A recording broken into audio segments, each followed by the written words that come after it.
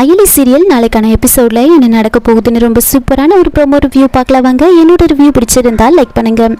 Indrani first importance Ayali சிவாக்கு தான் கொடுக்குறாங்க.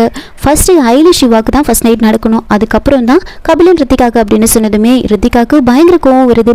எல்லா விஷயத்திலுமே அவங்களே முன்ன நிறுத்துறாங்களே, அப்போ நாம யார் இந்த வீட்டுக்கு அப்படின்னு ரொம்ப கோவமா இந்திராணி எதிர்த்து கேள்வி கேட்க, இந்திராணி உனக்கு இஷ்டம் இருந்தா இந்த வீட்டில் இரு, இல்லைன்னா இந்த வீட்டை விட்டு வெளியில போ அப்படின்லாம் ரொம்ப கோவமா பேச, ரித்திகா இதெல்லாம் மனசுல வச்சுக்கிட்டு அவ யார் என்ன வந்து கேள்வி கேட்கறதுக்கு அப்படின்ற மாதிரி ரித்திகா ரொம்ப கோவப்படுறாங்க. கண்டிப்பா அந்த இந்திராணியோட இடத்த நான் பிடிப்பேன், அந்த இந்திராணியை இந்த வீட்டை விட்டு துரத்துவேன், மொத்த பொறுப்பையும் என் கைக்கு கொண்டு வருவேன் அப்படின்னு சபதம் எடுக்கிறாங்க.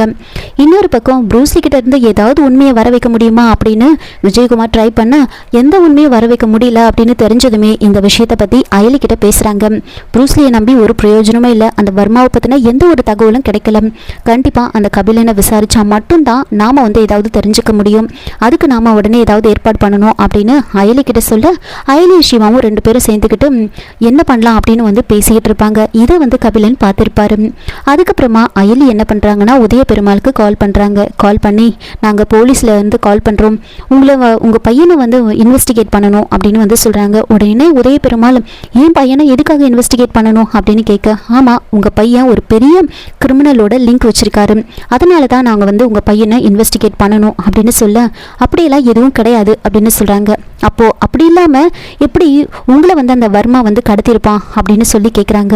உடனே உதய பெருமாள் வர்மா என்ன கடத்தினானா அப்படின்னு ரொம்ப ஷாக் ஆகுறாங்க. ஆமா உங்களை கடத்தினது அவன் தானே அப்படின்னு சொல்ல, அவன் என்ன எதுக்காக கடத்திருப்பான், பணத்துக்காக தான் என்ன கடத்திருப்பான், வேற எந்த விஷயமும் இருக்காது அப்படின்னு சொல்ல, அதை நாங்க தான் முடிவு பண்ணணும், உங்க பையனை நாங்க இன்வெஸ்டிகேட் பண்ணணும் அப்படின்னு சொன்னதுமே அதெல்லாம் முடியாது, என் பையனை அதெல்லாம் நாங்க அனுப்ப முடியாது அப்படின்னு வந்து சொல்கிறாங்க. உடனே அயலி வந்துட்டு உங்கள் பையனை நீங்கள் இன்வெஸ்டிகேஷனுக்கு அனுப்பலை அப்படின்னா நாங்கள் இதை வேறு மாதிரி டீல் பண்ண வேண்டியது இருக்கும், உங்கள் பையனை நாங்கள் அரெஸ்ட் பண்ணுவோம், இல்லை என்கவுண்டர் பண்ணுவோம், என்ன வேணாலும் பண்ணுவோம், இதுக்கப்புறம் முடிவு உங்களோடது, நீங்கள் உங்கள் பையனை அனுப்பி வைக்கணுமா வேண்டாமா அப்படின்னு நீங்கள் தான் முடிவு பண்ணணும், ஒழுங்காக உங்கள் பையனை இன்வெஸ்டிகேட் பண்ணுறதுக்கு அனுப்பி வச்சுருங்க அப்படின்னு வந்து சொல்லிட்டு ஃபோனை வைக்கிறாங்க. இதெல்லாம் கேட்டதுமே உதய பெருமாள் ரொம்பவே டென்ஷன் ஆகிடுறாரு. நேராக இதை பற்றி வந்து இந்திராணி கிட்ட சொல்கிறாரு.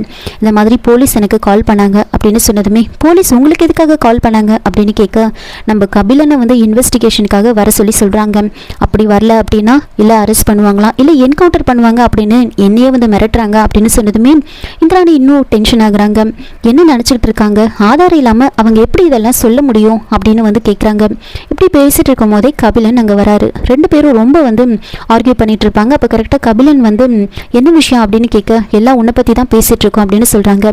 என்ன பற்றியா, என்ன விஷயம் அப்படின்னு கேட்டதுமே இந்திராணி போலீஸ் கால் பண்ணியிருக்காங்க, உன்னை இன்வெஸ்டிகேஷனுக்காக கூப்பிடுறாங்களாம், உனக்கும் அந்த கிரிமினலுக்கும் லிங்க் இருக்கிறதா சொல்கிறாங்க அப்படின்னு சொன்னதுமே கபிலன் பயங்கரமாக வந்து ஷாக் ஆகுறாங்க. உடனே வந்துட்டு உதய பெருமாள் என்ன பண்ணுறாருன்னா, நம்ம கபிலனுக்கும் அவனுக்கும் எந்த ஒரு லிங்க்கும் கிடையாது, அவன் பணத்துக்காக தான் என்னை கடத்தினான், அதனால வந்துட்டு நாம் எதுக்காக பயப்படணும், நம்ம கிட்ட எந்த தப்பும் இல்லை அப்படின்றப்போ நம்ம பயந்து ஓடுறதுனால தான் அவங்க நம்ம பின்னாடி துரத்துக்கிட்டே இருக்காங்க, நாம முதல்ல தைரியமா இவனை அனுப்பி வைப்போம், போயிட்டு பார்த்துட்டு வர சொல்லி சொல்லுவோம், அதெல்லாம் ஒன்றும் இல்லை, அப்போதான் அவங்க வந்து அமைதியாக இருப்பாங்க, அதனால கபிலா நீ ஒரு நாள் போயிட்டு பார்த்துட்டு வந்துரு அப்படின்னு வந்து சொல்கிறாங்க. நீ ஒன்றும் பயப்படாத, நான் கமிஷனர் கிட்ட பேசுகிறேன், அவங்க எந்த அளவுக்கு வராங்கன்னா நாம் எந்த தப்பும் பண்ணலாம் அப்படின்னு அவங்களுக்கு நாம காமிக்கணும் அப்படின்னு சொன்னதுமே கபிலன் மனசுலேயே நினைக்கிறாரு, அக்கா நீங்கள் நினைக்கிற மாதிரி நான் கிடையாது, நான் நிறைய தப்பு பண்ணியிருக்கேன், நான் சரியானவன் கிடையாது, அதனால தான் நான் இவ்வளோ பயந்துக்கிட்டு இருக்கேன் அப்படின்னு உள்ளுக்குள்ளேயே யோசிச்சுட்டு இருக்காங்க. இந்திராணியும் உதய பெருமாளும் கபிலன் கிட்ட சொல்லிட்டு அங்கேருந்து போயிடுறாங்க.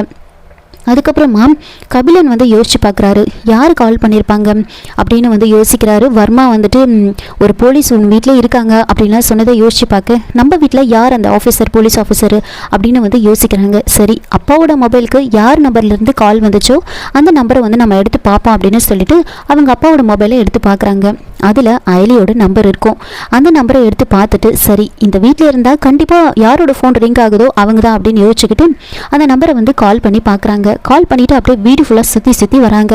இதை வந்து சிவா பார்த்துக்கிட்டு இருப்பாரு. அப்படியே ஒவ்வொரு இடமா வந்து சுற்றி பார்க்குறாங்க, ஃபோன் எங்கே ரிங் ஆகுது அப்படின்னு பார்த்துக்கிட்டே இருக்க, சிவா என்ன பண்ணுறாருன்னா இதுக்கிடையில் வந்துட்டு என்ன பண்ணலாம் அப்படின்னு யோசிச்சுக்கிட்டு இருக்காரு.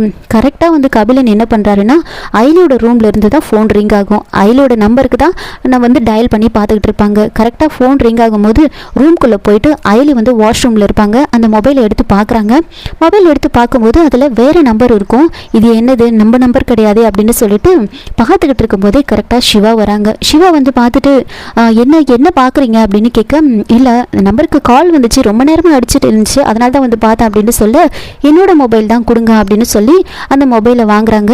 இல்லையே இது வேறு நம்பராக இருக்கே, அப்போது இவங்க கிடையாது அப்படின்னு வந்து கபிலன் யோசிச்சுக்கிட்டு அங்கேருந்து வந்து போயிடுவாங்க.